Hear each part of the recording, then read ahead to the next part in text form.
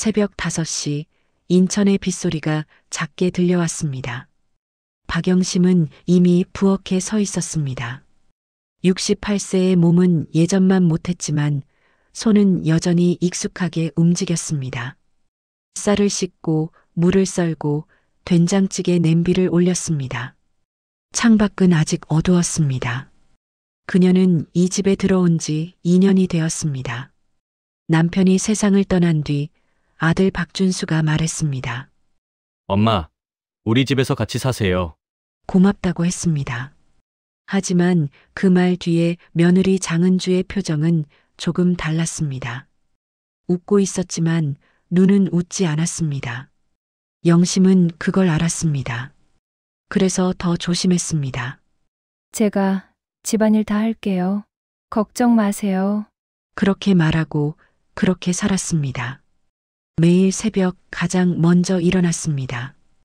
밥을 짓고 국을 끓이고 반찬을 꺼내 놓았습니다. 은주가 출근하기 전까지 식탁은 완벽하게 준비되어야 했습니다. 빈틈이 있으면 안 됐습니다. 어머니, 반찬 좀 다양하게 하세요. 요즘 입맛이 없어요. 은주는 그렇게 말했습니다. 처음엔 조언인 줄 알았습니다. 그래서 더 열심히 했습니다. 김치도 담그고 장조림도 끓이고 나물도 3가지씩 무쳤습니다. 하지만 은주의 말투는 점점 달라졌습니다. 이건 너무 짜요. 이건 또 뭐예요? 어제도 이거 나왔잖아요. 영심은 고개를 끄덕였습니다. 죄송해요. 다음엔 더 신경 쓸게요. 아들 준수는 아무 말도 하지 않았습니다. 그저 밥을 먹고 신문을 보고 출근했습니다. 가끔 눈이 마주치면 미안한 듯 웃었지만 그뿐이었습니다. 유일하게 따뜻했던 건 손주 민재였습니다. 할머니, 이거 맛있어요. 6살 민재는 그렇게 말하며 김치볶음밥을 한 숟가락씩 떠먹었습니다. 그 웃음 하나가 영심을 버티게 했습니다. 아침의 서늘함도 며느리의 차가운 목소리도 그 웃음 하나면 견딜만 했습니다. 영심은 젊은 시절 그리 조용한 사람은 아니었습니다. 시장에서 반찬 가게를 하며 손님들과 웃고 떠들었습니다. 남편과 다투기도 했고 아들을 키우며 소리도 질렀습니다. 평범한 삶이었지만 그녀의 목소리는 분명히 있었습니다. 하지만 지금은 달랐습니다. 이 집에서 그녀는 말을 아꼈습니다. 웃음도 의견도 불만도 모두 삼켰습니다. 그게 함께 사는 법이라고 생각했습니다. 며느리에게 짐이 되지 않으려면 그래야 한다고 믿었습니다. 그날 아침도 똑같았습니다. 식탁에 밥과 국과 반찬이 놓였습니다. 은주가 내려왔습니다. 머리를 단정히 빗고 정장을 입은 모습이었습니다. 그녀는 미용실 원장이었습니다. 강하고 또렷하고 자신감 있는 여자였습니다. 어머니, 오늘 손님들 오세요. 네, 알겠어요. 그러니까 부엌에만 계세요. 밖으로 나오지 마시고요. 영심은 숟가락을 든 채 멈췄습니다. 네, 제 친구들이 오거든요. 집이 좀 넓어 보이게 하고 싶어서요. 어머니가 거실에 계시면 좀 그래요. 그 말이 끝나자 공기가 무거워졌습니다. 영심은 천천히 고개를 끄덕였습니다. 알겠어요. 은주는 아무렇지 않게 밥을 먹었습니다. 준수는 신문만 봤습니다. 민재는 할머니를 물끄러미 쳐다봤습니다. 영심은 웃어 보였습니다. 괜찮다는 듯이. 하지만 그 순간 마음 한구석이 찢어지는 걸 느꼈습니다. 내가 이 집의 가족이 아니라 그림자였구나. 그날 밤 영심은 잠들지 못했습니다. 천장을 바라보며 생각했습니다. 언제부터였을까? 내가 이렇게 작아진 게 언제부터 나는 말하지 않게 되었을까? 빗소리가 다시 들려왔습니다. 그리고 그녀는 문득 남편의 얼굴을 떠올렸습니다. 그날 밤 영심은 서랍을 열었습니다. 오래된 옷가지 사이로 낡은 봉투 하나가 손끝에 닿았습니다. 남편이 세상을 떠난 지 벌써 10년이었습니다. 봉투는 노랗게 발에 있었습니다. 안에는 통장 하나와 편지 한 장이 들어 있었습니다. 영심은 천천히 편지를 펼쳤습니다. 여보, 당신은 평생 남을 챙겼으니 이제 당신 자신을 챙기시오.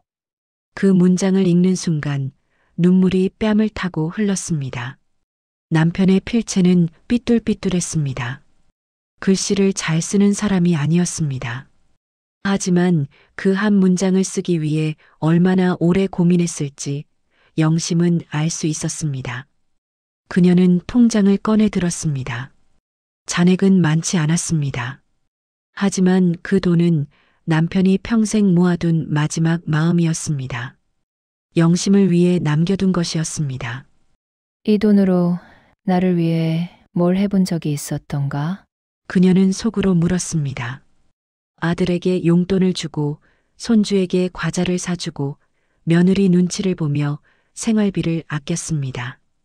자신을 위해 쓴 돈은 없었습니다. 한 번도. 영심은 편지를 가슴에 꼭 안았습니다. 여보, 나 이제 어떻게 해야 할까요? 대답은 없었습니다.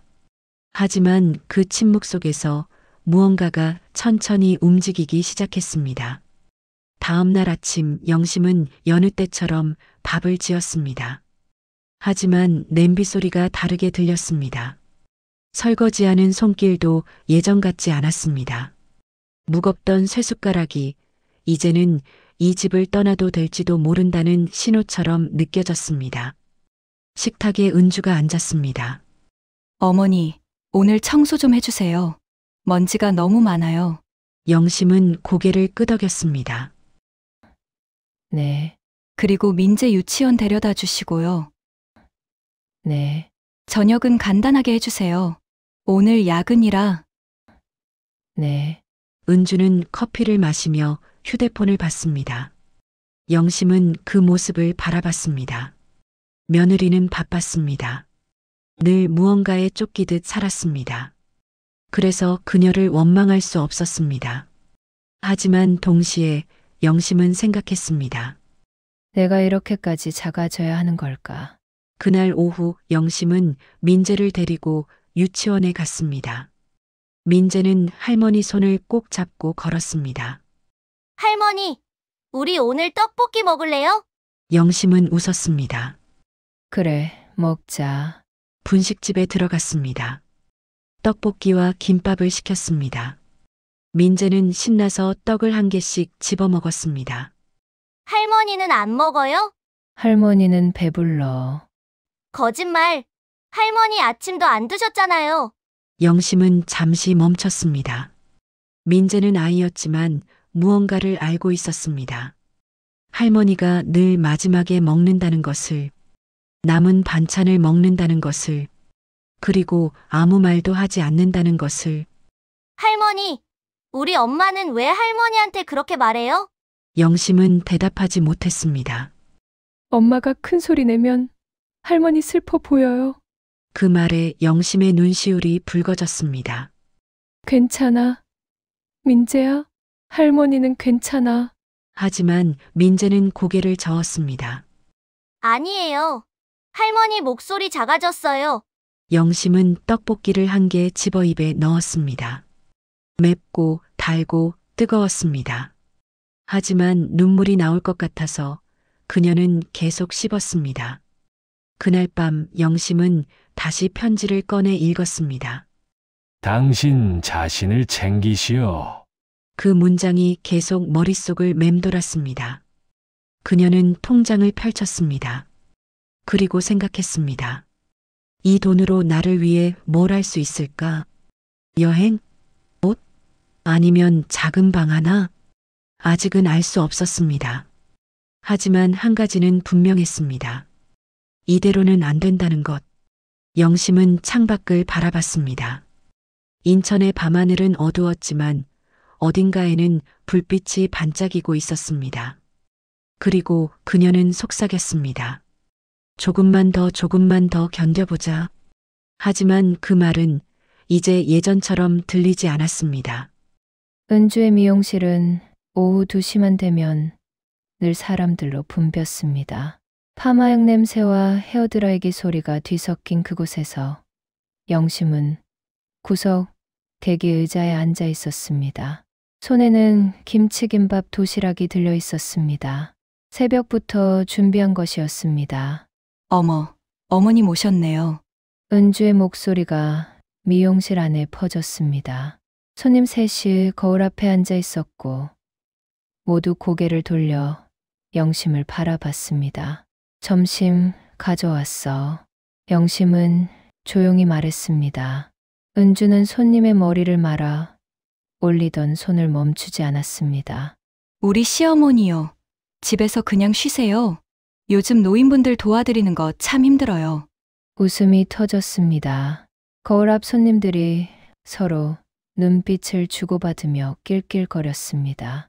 영심은 아무 말도 하지 않았습니다. 그저 도시락을 카운터 위에 올려놓고 돌아서려 했습니다. 잠깐만요. 은주가 다가왔습니다.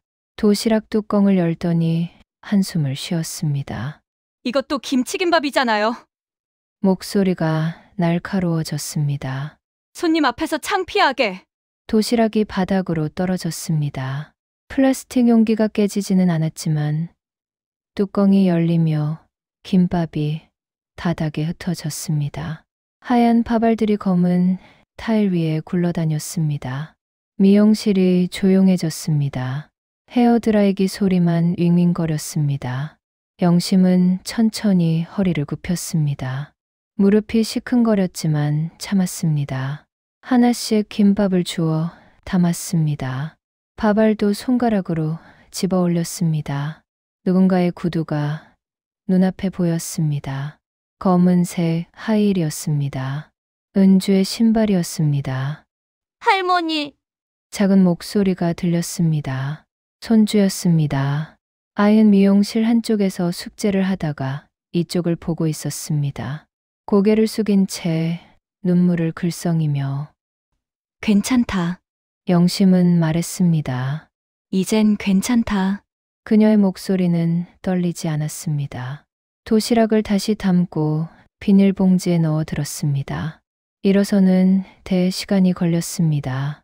무릎에 힘이 들어가지 않았기 때문입니다. 하지만 영심은 누구의 도움도 받지 않았습니다.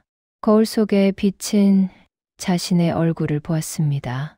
흰 머리, 주름진 이마, 축 처진 어깨. 그 모습이 낯설었습니다. 언제부터 이렇게 작아졌을까요?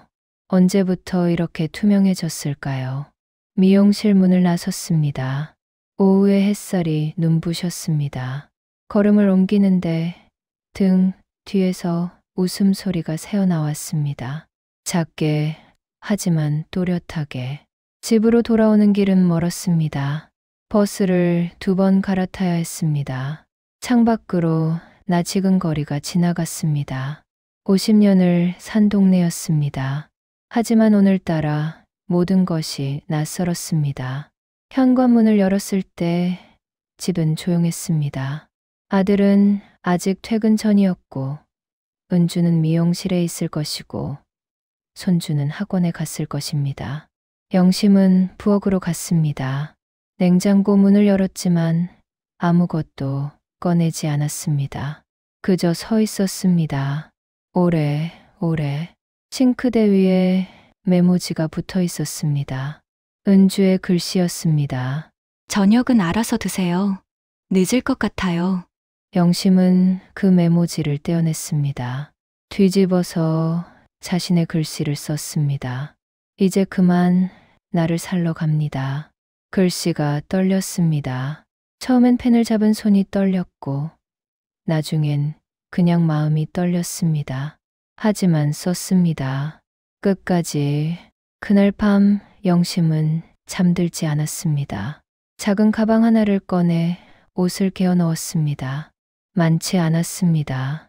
속옷 서너 벌, 티셔츠 2장, 치마 하나, 세면도구와 약 봉지, 그리고 오래된 사진 1장, 남편과 찍은 것이었습니다. 젊었을 때에 새벽 5시 영심은 집을 나섰습니다.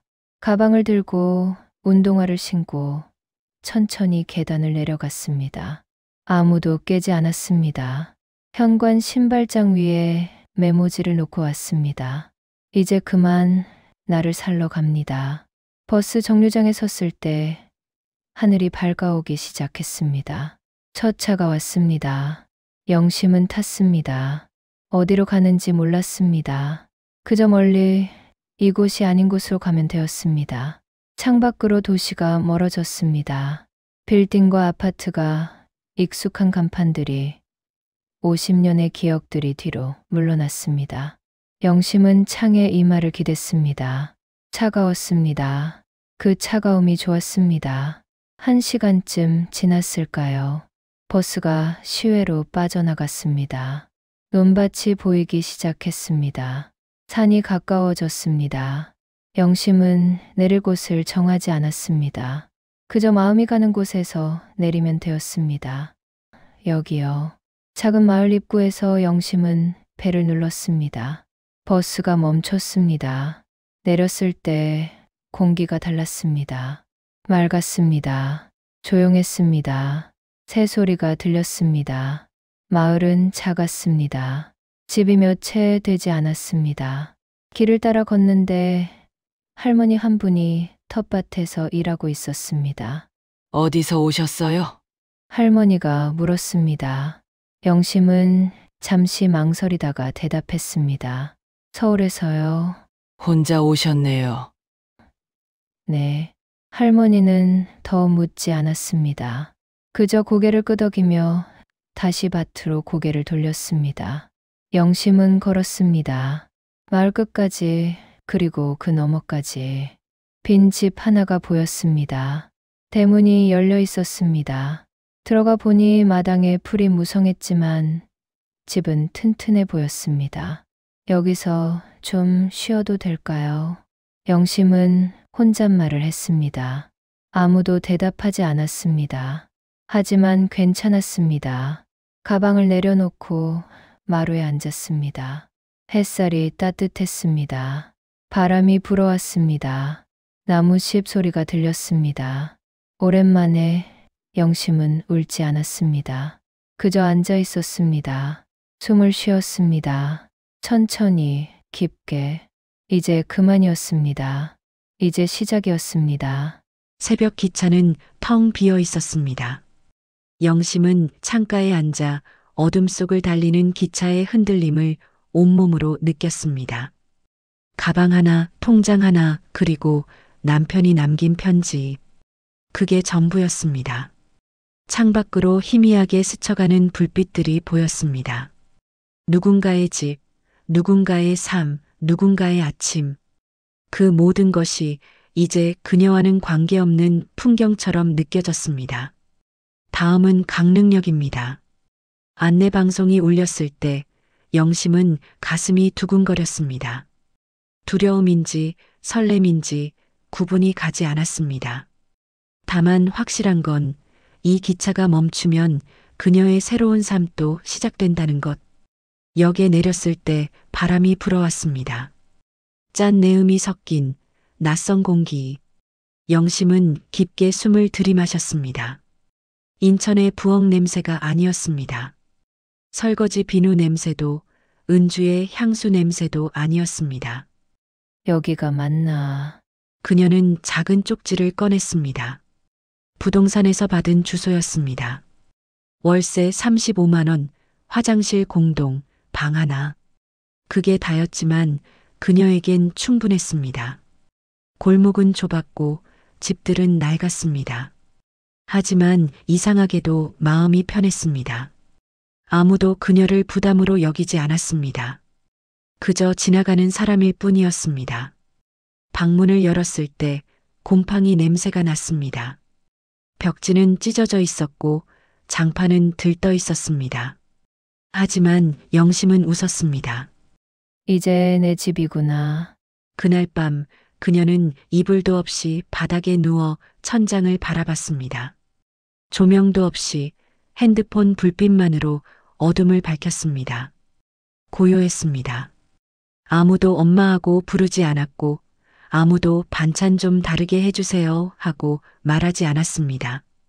그 고요함이 처음엔 두려웠습니다. 하지만 시간이 지나자 그 고요함이 위로처럼 느껴졌습니다. 나도 이렇게 살 수 있구나. 다음 날 아침 영심은 골목을 걸었습니다. 시장이 가까웠습니다. 생선 굽는 냄새, 떡볶이 냄새, 튀김 냄새가 뒤섞여 있었습니다. 그녀는 작은 가게 하나 앞에 멈춰 섰습니다. 분식집 임대 보증금 500 월세 40. 손이 떨렸습니다. 남편이 남긴 통장 잔고는 1200만 원. 평생 모아온 돈이었습니다. 그 돈으로 은준의 집 보일러를 고치고 민재 학원비를 보태고 명절 차례상을 차렸습니다. 하지만 이제 이 돈은 그녀의 것이었습니다. 여기 아직 비어 있나요? 중개업소 아주머니는 고개를 끄덕였습니다. 네. 근데 장사 경험 있으세요? 영심은 잠시 말을 잃었습니다. 그리고 천천히 대답했습니다. 평생 밥은 해봤어요. 아주머니는 빙그레 웃었습니다. 그럼 되죠, 뭐. 계약서에 도장을 찍는 순간 영심의 눈가가 뜨거워졌습니다. 이름 석자, 박영심. 그 이름이 이제야 자기 것처럼 느껴졌습니다. 분식집은 작았습니다. 테이블 4개, 의자 8개. 주방은 비좁았고 환풍기는 고장 나 있었습니다. 하지만 영심은 걸레를 들고 바닥을 닦기 시작했습니다. 땀이 흘렀습니다. 허리가 아팠습니다. 하지만 이상하게도 행복했습니다. 이건 누가 시켜서 하는 게 아니야? 그 생각이 드는 순간 그녀는 멈춰서서 창밖을 바라봤습니다. 바다가 보였습니다. 멀리 희미하게 하지만 분명하게. 여보, 나 여기서 다시 시작해 볼게요. 그녀는 작게 중얼거렸습니다. 그리고 다시 걸레를 들었습니다. 간판을 다는 날 영심은 한참을 서 있었습니다. 영심인의 손맛이라는 글씨가 햇빛에 반짝였습니다. 이름이 참 예쁘네요. 옆 가게 사장님이 지나가며 말했습니다. 영심은 수줍게 고개를 숙였습니다. 감사합니다. 첫날은 손님이 없었습니다. 영심은 김밥을 말아놓고 떡볶이 국물을 끓이고 튀김을 준비했습니다. 하지만 아무도 문을 열지 않았습니다. 저녁이 되자 불안이 밀려왔습니다. 내가 너무 무모한 짓을 한 걸까? 하지만 그녀는 고개를 저었습니다. 아니야. 이제 시작이야. 사흘째 되던 날 문이 열렸습니다. 중학생 2명이 들어왔습니다. 여기 김밥 있어요? 네. 있어요. 영심은 재빨리 김밥을 썰어 내놓았습니다. 아이들은 한 입 베어 물더니 눈을 동그랗게 떴습니다. 맛있다. 완전 엄마 손맛이네. 그 말에 영심의 가슴이 뭉클했습니다. 엄마 손맛. 그 말이 이렇게 따뜻하게 들릴 줄 몰랐습니다. 또 올게요. 아이들이 나가며 손을 흔들었습니다. 영심은 그 뒷모습을 보며 조용히 웃었습니다. 일주일이 지나자 손님이 조금씩 늘었습니다. 단골도 생겼습니다. 혼자 사는 노인, 배달 일을 하는 청년, 학원 가는 아이들. 그들은 영심의 김밥을 먹고 떡볶이를 먹고 짧은 인사를 나누고 갔습니다. 어느 날 저녁 문이 열렸습니다. 익숙한 목소리가 들렸습니다. 할머니, 영심은 손을 멈췄습니다. 천천히 고개를 돌렸습니다. 민재가 서 있었습니다. 민재야. 목소리가 떨렸습니다. 민재는 어색하게 웃으며 안으로 들어왔습니다. 할머니, 여기 진짜 예쁘다. 영심은 아무 말도 하지 못했습니다. 눈물이 핑 돌았습니다. 하지만 참았습니다. 앉아라. 김밥 먹을래? 민재는 고개를 끄덕였습니다. 영심은 김밥을 말기 시작했습니다.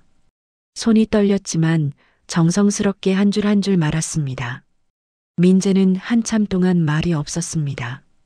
그러다 조용히 말했습니다. 엄마가 요즘 자주 울어요. 영심의 손이 멈췄습니다. 그래. 할머니, 보고 싶대요. 근데 전화하기 무섭대요. 영심은 김밥을 접시에 담았습니다. 그리고 민재 앞에 놓았습니다. 먹어라.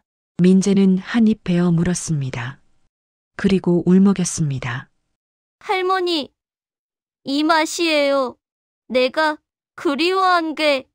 영심은 민재의 머리를 쓰다듬었습니다. 괜찮아. 할머니도 너 많이 보고 싶었어. 엄마한테 할머니가 괜찮다고 전해줘. 할머니는 행복하다고요. 민재는 고개를 끄덕였습니다. 그리고 김밥을 다 먹고 나서 말했습니다. 할머니, 나 자주 올게요. 그래. 언제든지 와. 민재가 나간 뒤 영심은 한참을 서 있었습니다. 창밖으로 바다가 보였습니다. 파도 소리가 들렸습니다. 그녀는 작게 중얼거렸습니다. 괜찮아. 이제 정말 괜찮아. 민재가 다녀간 뒤 영심은 며칠 동안 평소와 다름없이 지냈습니다. 새벽에 일어나 국물을 끓이고 김밥을 말고 손님을 맞았습니다. 하지만 무언가 달라져 있었습니다. 마음속 어딘가가 가벼워졌습니다. 오랫동안 짊어지고 있던 짐을 조용히 내려놓은 기분이었습니다. 어느 날 아침 영심은 바다를 보러 갔습니다. 가게 문을 열기 전 짧은 산책, 파도가 밀려왔다 물러가는 걸 보며 그녀는 생각했습니다. 나도 저렇게 살았구나. 밀려왔다가 물러가고 누군가를 위해 채워졌다가 비워지고 그렇게 평생을 반복했습니다. 하지만 이제는 달랐습니다. 이제는 그녀 자신이 파도였습니다. 스스로 움직이고 스스로 멈추는. 할머니! 뒤에서 목소리가 들렸습니다. 돌아보니 민재였습니다. 그 옆에 은주가 서 있었습니다.